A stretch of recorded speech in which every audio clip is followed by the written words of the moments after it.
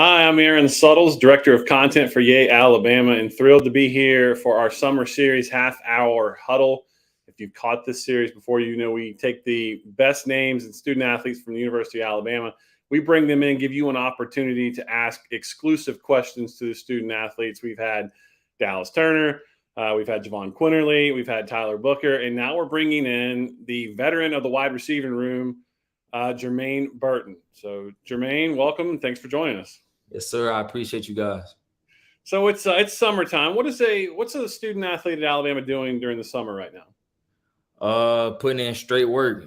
Everything. Basically, our season starts now. Like our season has been started. Everything that we do now reflects on what will happen in the season. So as of right now, we're handling our online classes. Take school first.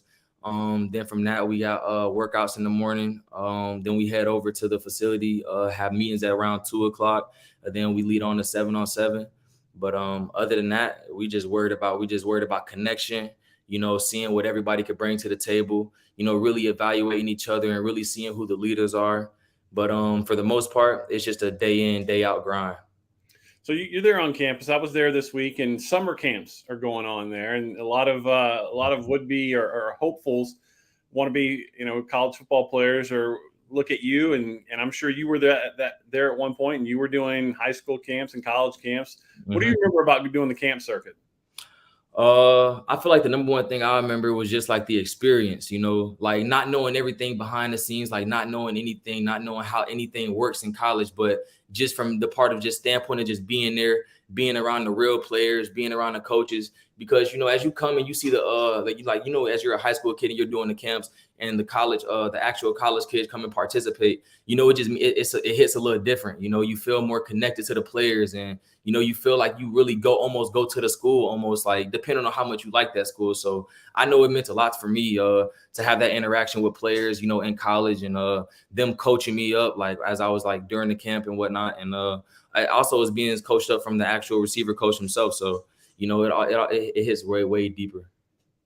Yeah, you mentioned that now is a good time to start that bonding process for this year's team, which I'm sure began in the spring and maybe really as soon as last year ended. But what's the vibe with this year's team? Do you guys feel like maybe you're being overlooked heading into this season? Are you blocking that noise out? What's the vibe around the team right now? The vibe is great. I feel like there's a different vibe going on. I feel like everybody's more bought in. Like I feel like everybody's bought in and wants to, really show a lot this season. So for the most part for us, so I feel like the most important thing that we have to do as a team is block the outside noise out, because a lot of stuff and a lot of things that happened last season, a lot of people talk about it, and they like kind of reflected on us like it's going to be this season. But little do they know it's a whole new vibe. And, we got younger guys that's coming in. They're way more bought in. Older guys from last year, like that were leaders, they're way more of a leader now. Like, so I feel like everybody's really just taking that step of right now, like of saying, you know what, let's not worry about what the media is saying, or let's not worry about what they said, how they're going to reflect us last season. Let's look at like how we could build and, show true Alabama football this year.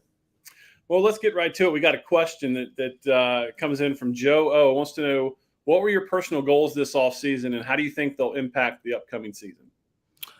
Personal goals this offseason. Honestly, my main goal was to be a better leader, be more of a mentor to the younger guys and the younger receivers, because regardless, when I'm going out of here, those guys are going to be the ones that's still here. So the best thing I look at it is how are you going to leave off your impression on them? How are they going to look at you as a worker and reflect off them to you? So it's like, if they see you working out, if they see you doing workouts, or if you texting in the chat, hey, let's get some work in today. Let's get some work in, that's really going to build character for them as well. Like they're going to be like, you know what, Jermaine worked out like this, Jermaine worked out like that. I think that's what we need to be doing. So it's more about just setting a standard of being a real Alabama receiver, because, being a real Alabama receiver it's a different kind of work that you got to put in. So, and you really have to show the younger guys that's really what it is. So you really have to set the standard to them. So my biggest thing is I want to be more of a leader to the younger guys.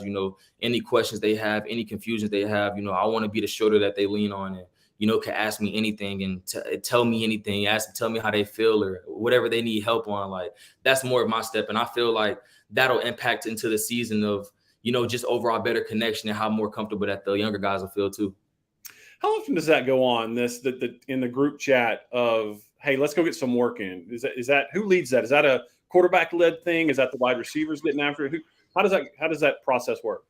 It's pretty much, we have one big group chat. We have a group chat with all the receivers. We have a group chat with just the quarterbacks. They talk about what they want to talk about. And even if the quarterbacks want to get together on their own time without us, go over some film and stuff like that, that's cool. That's fine as well too. But for the most part, it's pretty much anybody, like every other day, Jay Mill, Ty Simpson, Tyler Buckner, either one of those guys will reach out to us and be like, hey, let's get some work in. Let's meet and let's watch some film, or let's just go throw, anything like that. So, but as far as it goes, it's anybody, whoever wants to work. But it's the main part.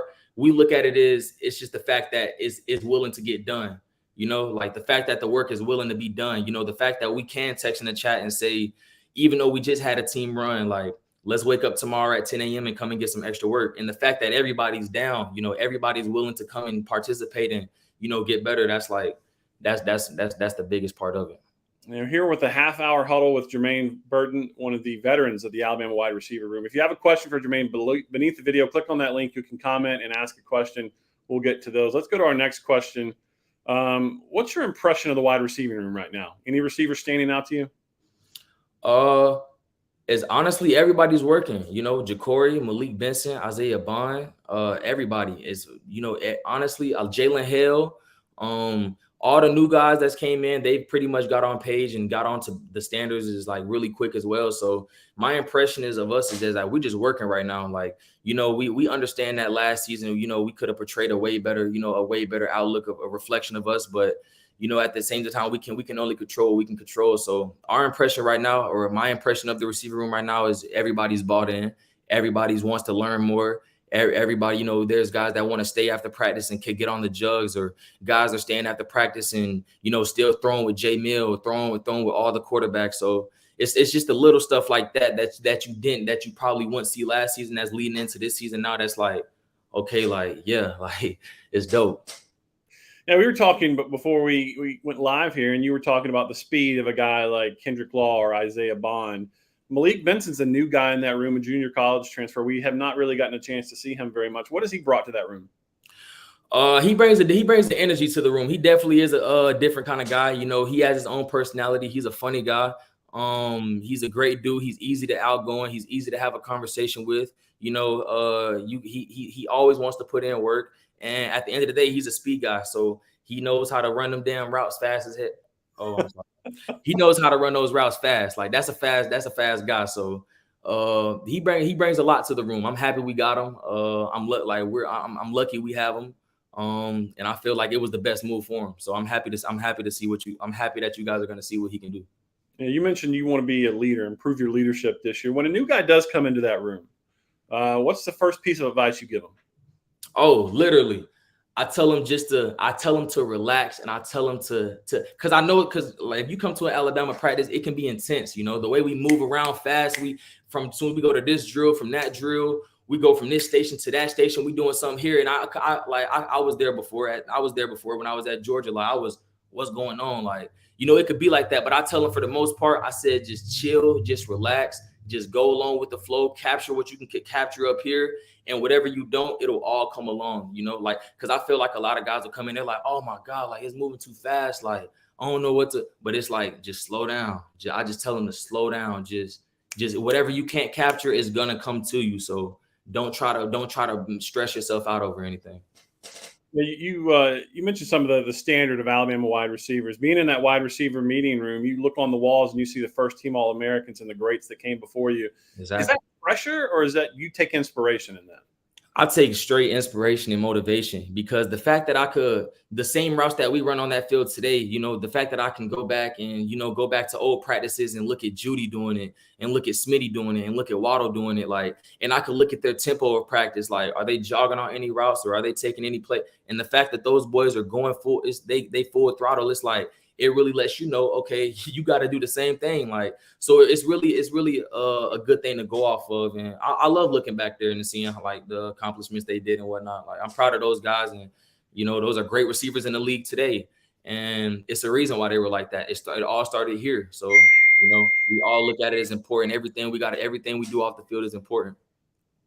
All right, let's take another question. And this comes to us. Says, who's an unsung player on the team? Someone who doesn't get enough attention, but behind the scenes, you guys really value. We honestly value all of our players. We value everybody. You know, there might be some players that you guys probably won't see or probably won't see because of the media and everything like that. But honestly, we value everybody and everybody because everybody plays their part. It plays their part and plays their role. Like regardless of who's shown the most on social media, regardless, without any person on that team, it doesn't function the same way it does. Like in practice, everybody has to play their part and role for that practice in order for that practice to be a good practice. So honestly, not really. We value everybody. What's it like? I've always wondered because we've all sort of played pickup football, as we were growing up, and you would come back to the huddle to the quarterback like I was wide open. I remember saying, "What's it like when you? I mean, it's hard enough to get open at that level you are, but does it? Do you ever get frustrated when you're open and the quarterback doesn't see you?" That's more like game situations. That's more like something that can happen in a game. But at the end of the day, you don't.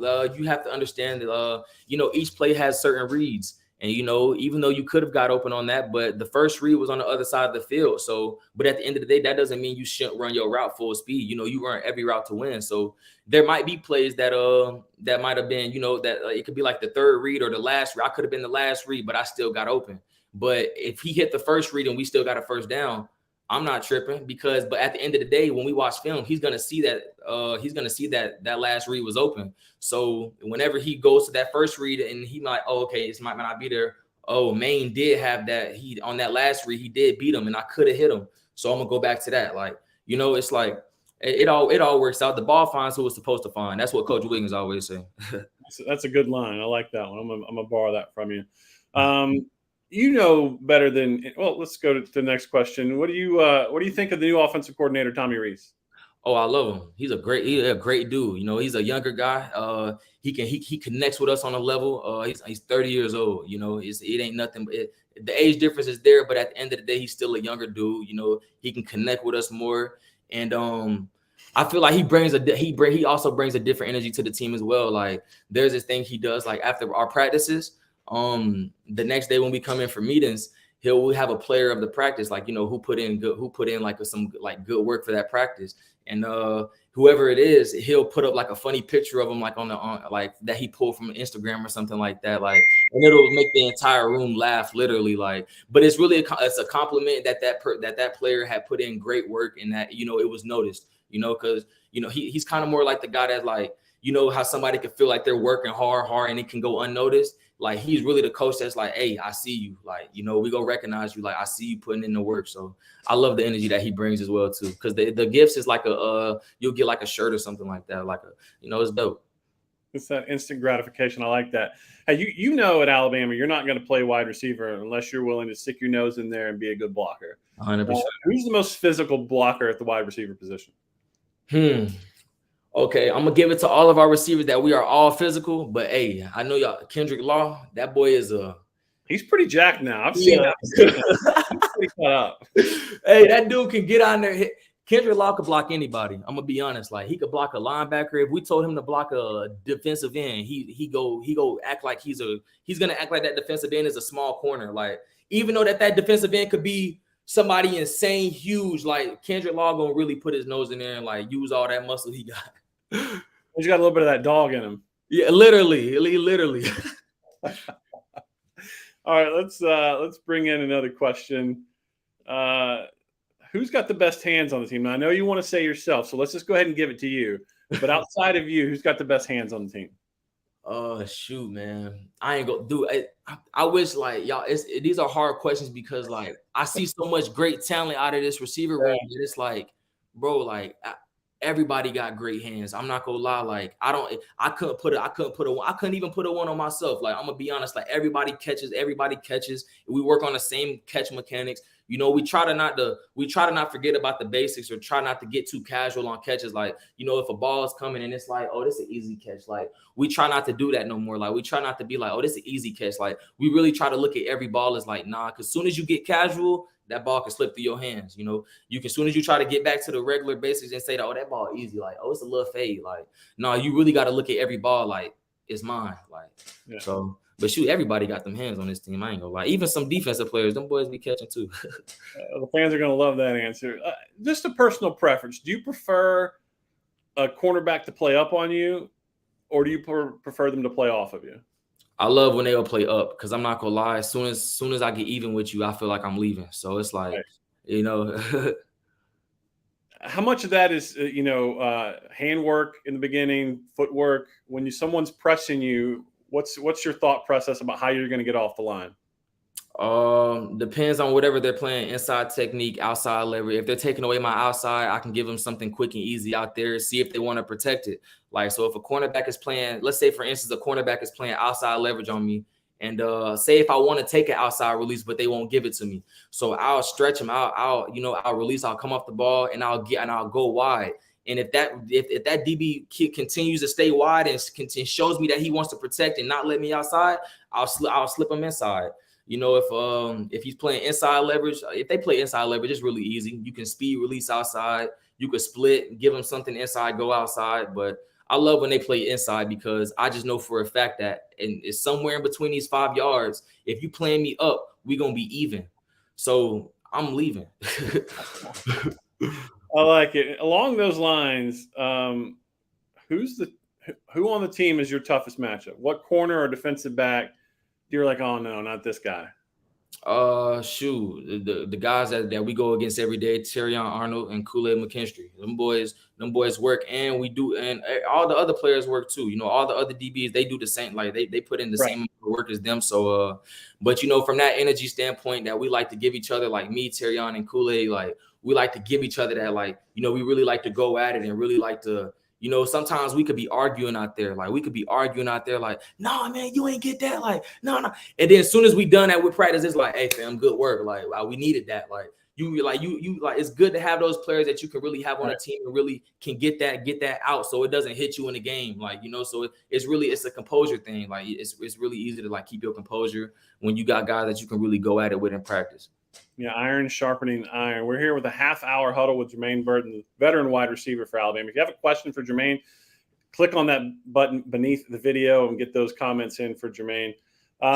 We got a question here. What's your favorite route to run?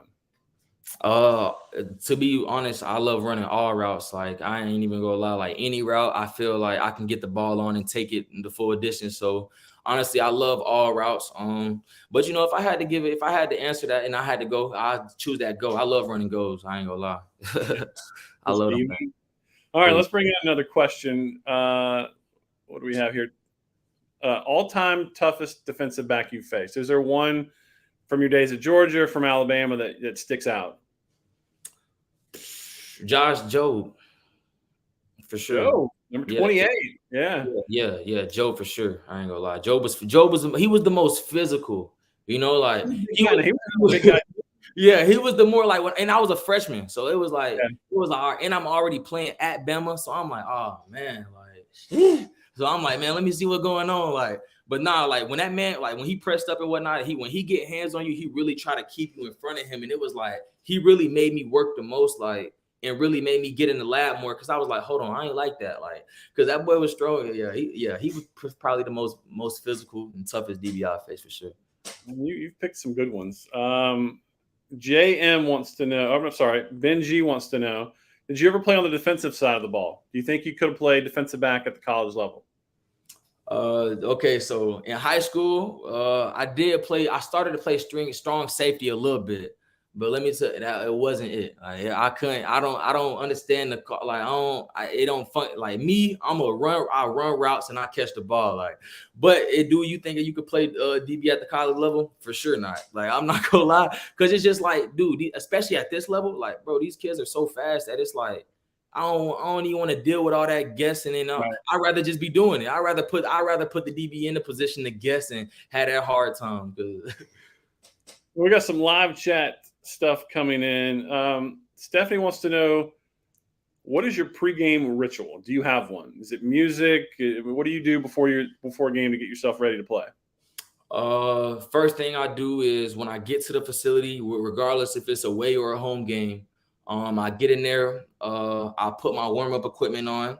I have one of our UJ, he's one of our strength and conditioning coaches. I have him we do a certain stretch, like I call it the tiger stretch, because like I feel like I could run crazy fast after I'm done stretching with him. Like, so after I do my stretch routine, you know, I'll eat a few snacks or whatever. I'll get some water, Gatorade, put in my headphones, and I'll go out to the field and I'll either walk or jog around the field.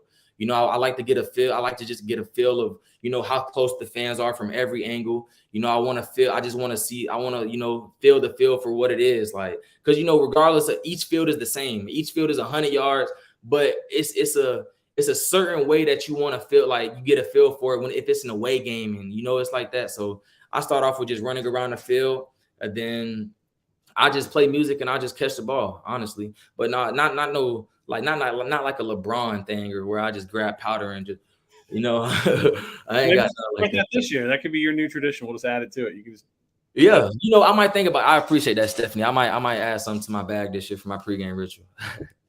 All right, let's get to another question. Why did you choose the number 3? I chose the number 3 because it's been me, my mom, and my sister my entire life. You know, my mom has worked so hard to get me in this position. You know, my sister has worked her hardest. You know, she's taking care of me as well. So, and for the most part, it's just been us 3. So I really value that. And the number 3 has a real personal meaning to me every time I put it on. Like, I think about what me, my mom, and my sister had to go through, regardless if it was a transfer, regardless of whatever it could have been, you know. So it's always just been us 3, and we've always had to make it through it. So I really do it for my mom and sister. Yeah, Alabama is a place where it's notoriously difficult to play. I wonder, do the players, is it a point of pride when people say Alabama's not for everyone, that you have to have a certain characteristic, something in your personality to make you want to go to a place like Alabama? Is that, the players take pride in that not everybody can come there? 100%. We literally we take full on pride in that, because we don't ever want anybody to think that they could just come here and just wear Alabama on them, like, because, you know, like, it's some good athletes, yeah, like, and they have the opportunity to come here, but we don't know what your mindset is. We don't know if you just want to wear Alabama because it's Alabama, or you don't know if you want to put the A on your chest. But we really look at it as differently, like, and you really have to get yourself in the mindset and you know, to really get on the standard, what the standard is, and that's just to work and, you know, be a good teammate and be a good leader. You know, like, whatever, play your part in whatever the team needs you to play. You know, that's what respect we take in. You know, like the guys that are willing to come in and do anything on special teams, like, you know, like those kind of guys, like they really stand out to us, because it really shows us that you're bought in, and you're not just here to do what you want to do. Like, if the coach said, if you never played special teams before, but coach said, here, hop on this kickoff, and you running full speed down there, hitting over 20 miles per hour, 21s, like, we look at that as like, yeah, like, he want to come here and be something for real, because that's how you show us that you want to come here and be, and really, you know, like, really hold that standard and really wear that Alabama. Well, let's go back to the in chat comments. Stephanie again wants to know, who is your childhood sports hero? Did you have one? Childhood sports hero. Honestly, I didn't really have a childhood sports hero. I had a superhero, and that was I had a Spider-Man. I was the biggest Spider-Man fan. It was Spider-Man 1, 2, 3. Yeah, I'm the amazing Spider-Man, everything. Like, but yeah, I'm not gonna lie, I don't think I had a childhood sports hero, but I you know, guys like LeBron and all that stuff, Steph Curry, and, you know, all those kind of stuff, I looked up to those guys as well, but I didn't really have a sports hero. Yeah, so my son, who's he's 2, he's in a big Spider-Man phase, and he just walks around the house going. Yeah, that was me. Like, that was me, and your son is the exact same. Like, for every Halloween, I want to be Spider-Man. For my birthday, I want a Spider-Man cake. Like, I was that kid. I ain't gonna lie. So how would, obviously everyone's paying attention right now to the quarterback room at Alabama. How would you, if you had to use one word to describe Jalen and Ty and all these guys, how would you describe them? In one word, I would have to say committed. And if I had to use another word, dedicated. Like, that's one thing I could really say. Like, if we don't have workouts and you go up to the facility, 9 times out of 10, you're gonna see Ty. You're gonna see Ty Simpson. You're gonna see Jalen Milroe. You're gonna see Ty Buckner. Like you're gonna see them doing. You're gonna see them doing something to get each other better. Like whether they're in the weight room, whether they're stretching or just doing. They're always doing something. You know, like they're always up there and they're always involved in something. So that's just for the more part. Like, and I love that about them. Like if I went up to the facility all the time and I didn't see my quarterbacks, I'd be like. You know, I'll be like, what's going on? Like, but the fact that you can really go in there and see them out on the field, whether if it's by themselves or working with some of the equipment guys, like our equipment manager, they're great. Like if you want to go up there and put in work and there's not nobody around, like they will come out there and help you, like whatever you need to do. So that's a big shout out to them because like them boys really, and half of them not even really all athletic, like, but they will be out there busting their ass to like really make sure that you can get your work in that you need to get in. So that's a big shout out to them boys too. But yeah, they all work great. I'm not gonna lie. Yeah, you gotta like that. Is there a non-quarterback, but anybody else on the team, if they had to play quarterback, that you could put them in for a game? You're like, this guy would be our best chance. Shoot, any one of them boys. I'm not gonna lie. Like I like them all. I love them all. Like they all want to work and they all know the playbook well. And I feel like they're all evolving. Like they're all really improving this year. Like I can't really explain it from last year. Like. It's just a sense of more bought in from the whole quarterback room, from everybody themselves, like to the point where it's like I trust any one of those quarterbacks to throw me a fade, a go, or anything like that until proven wrong. Like, but for me, I love all my quarterbacks. I ain't gonna lie. I treat them all the same. They're all funny. They all have personalities. They're all different in their own way. Which is like which I love, which is what I love more about them because they're not like, you know, they don't try to be the same way and like try to be the quarterback that's like, oh, that doesn't talk or like that's not like, bro, they're all funny. Like they all have a joke for you any day. Like them boys, I love them boys. There you go. They're keeping it light even amidst a competition. Let's go to the lightning round. Get some fun questions your way. What's your favorite road SEC venue? For SEC venue, like away game, right? Yeah. I had to say it was definitely LSU last year. I'm not gonna lie, like the atmosphere, it was different. I love the energy that their fans brought. Like they really made it a game, and it was really like a tough, like I don't know. I like the way the purple and yellow looked going against us. Like it was a different because I'm not gonna lie, I've always wanted to play against LSU. Like where even when I was at Georgia, like I was like, I just want to play there. Like I want to play at LSU because one of my favorite players is Odell Beckham. Like, you know, yeah. Odell went there. Like, you know, Tyrann Mathieu went there. You know, it's like Jarvis Landry went there. Like, it's so many great players that went there. So I took pride playing in that stadium because I was like, some great boy played on this field, man. Like, it was dope. Like, I liked it. Yeah. And it gets loud there, as I'm sure you know. Oh yeah, but most definitely, I'll have to choose LSU for sure. What's your least favorite road game? Is there one? Shoot, honestly, I'm prepared for all of them. But if I had, I don't know. I don't think I got a least favorite SEC venue. They all be doing their little thing in their stadium, but they ain't messing with us though. Ain't nobody messing with Bama's, but they be doing their thing though. Like it. All right. When it comes to snacks, are you sweet or salty? Sweet. I'm not gonna lie. Like it's like my favorite snacks right now is okay, so I'm pretty sure everybody's familiar with the cereal like Fruity Pebbles and like, you know, Lucky Charms and stuff like that. But they made them into like little snack bars, like, and boy, them things. I could run through a whole box in almost a night, man. But yeah, nah. We won't tell Miss Amy. It's okay. It's our secret. We won't tell Miss Amy. Oh yeah. Oh yeah. Please don't tell Miss Amy. She gonna tell me I'm eating too much sweets. All right. What's your favorite movie? Spider-Man. Hands down. Which one? The first one. The first one when Peter had he killed Green Goblin, and yeah, and his homeboy didn't know, and he didn't figure out that Peter did it, and like they was having all these interactions together, and like whole time Peter like, man, I killed your father, like that was crazy to me. And then Mary Jane, how they was like playing both, yeah, I don't know. Have you seen the newest Spider-Man? No, I actually have the one with the comic and stuff like that.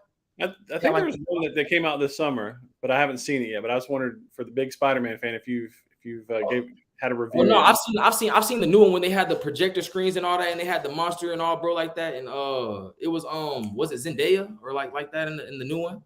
I think you're right. I haven't seen it. I think it was Zendaya. Yeah, I've seen that one. I wasn't too much of a fan. I'm gonna be honest. I don't really like how modern they're trying to make Spider-Man. Okay.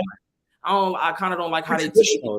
I love the traditional, like when he found out he was Spider-Man in school from a bully, like, and he had to like get out of there and get missing. Like, nah, it's like it's a little bit too modern. Like they using, yeah.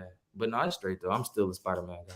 There you go. Spider-Man expert Jermaine Burton, veteran wide receiver for Alabama, that's was gracious enough to join us for our fourth half-hour huddle. Jermaine, thanks so much. We'll be rooting for you this fall. And Sure. one more thing, if you had a message you wanted to deliver to the Yea Alabama subscribers, what would you tell them? I appreciate you guys for supporting us. I appreciate you guys for being subscribed to these guys, Yea Alabama, because they're gonna give you the best insight and they're gonna let you know the real. So I look forward to all of you guys and all the fans. And if any of you guys watch and see me at a home game or anywhere, please speak and take a picture with me. I'll sign something. I'll do whatever, get to know me more. Even if you see me in person and you guys got questions, like after a game, like I swear, I promise, like you can ask me a question. You could say whatever, and I got y'all. I appreciate y'all more than anything. Awesome, Jermaine. Thanks so much for joining us. Have a good night. Yes, sir. I appreciate you guys. What another fun episode here on Half Hour Huddle, our summer series. Stay tuned. We'll be getting more of these as the summer rolls along. Don't forget to check out our merch store. We got T-shirts. We got hats. Youth sizes are coming. Make sure you check our socials. If you're not following our socials, we're on Instagram, we're on Twitter, we're on Facebook. Make sure you're following that so you can keep up to date with all of our latest content that we're putting out, including the next edition of Half Hour Huddle. Also, do me a kindness. Tell your friends, tell your neighbor, someone about Yea Alabama. Get them to subscribe. We greatly appreciate that.